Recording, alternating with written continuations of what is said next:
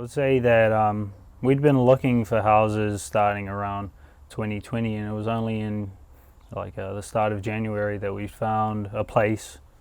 Of course, we didn't need to look all that far. Although we had been looking, all around West Auckland, we only needed to look down the street to find Rosier Park.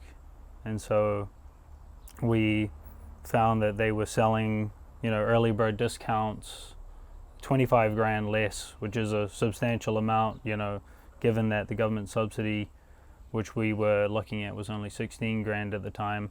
A 25 grand early bird discount was very appealing to us, and so we had jumped on the opportunity to buy the property. And so we had our money practically locked in, everything unconditional,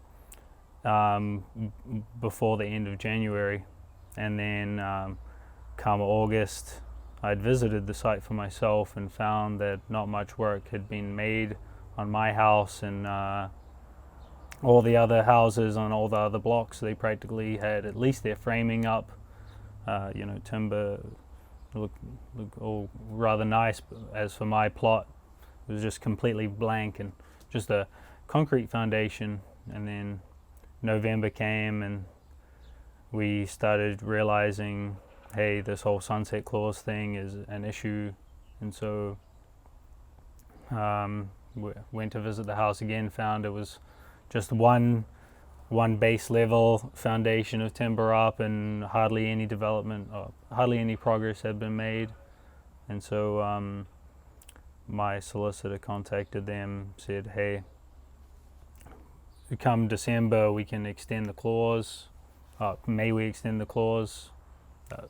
I'm not sure if that's the right terminology, but essentially sunset clause says we may extend it for another 3 months.